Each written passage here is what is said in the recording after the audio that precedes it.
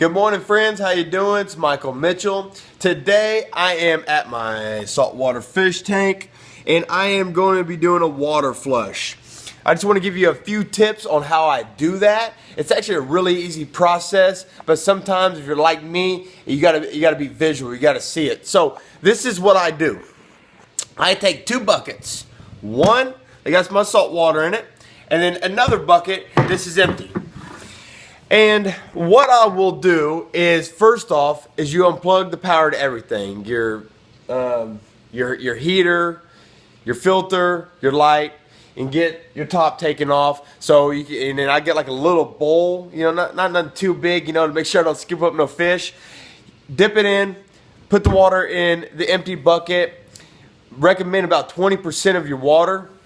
And then once you empty your tank down 20%, then you're going to take your salt water. And before I put that in there, I really recommend one of these hydrometers.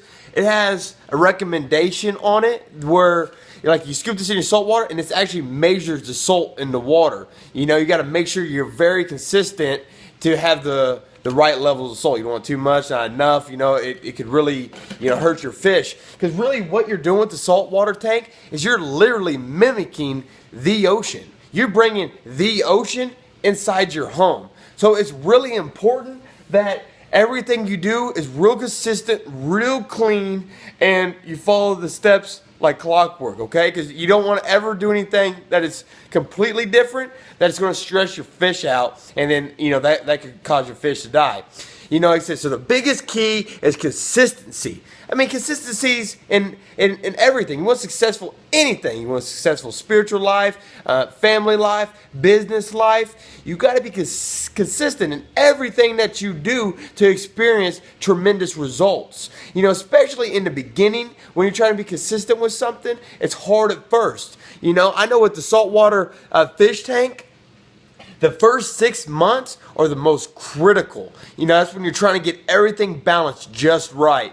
So it's so important whenever you first start a new adventure to stay consistent and every day be focusing and learning and growing. Eventually you reach a tipping point where it gets easier and easier and everything starts, flowing. This tank's been going now for a year. I have lost one fish. I'm not sure really what happened because all the other ones were fine, so I quickly tested my water. With no diseases in there. I don't know if I just got a really old fish or if you're just really cranky, But anyways, friends, stay consistent. Keep up with your water changes. And I promise you, you keep pressing on, man, you're gonna have a very good looking tank. I like the algae and the stuff growing on the rocks. I keep it maintained, but I really like the look of it. I like keeping all the algae and stuff on the back of the tank. Some people scrape that stuff off. I don't. I personally, I really enjoy it. I got my thermometer down there to tell me the temperature. Do that shrimp. Man, he runs this place. That shrimp is OG, man. I'm telling you, anybody that gets in within an inch of him, he's ready to whoop. Marty down there, always down there tempting him. I don't know if you see him. You can tell I'm passionate about this. These are my babies. So, hey, I hope this helps. Well, we'll talk to you soon. And always remember, this world needs you. Thanks. Talk to you soon.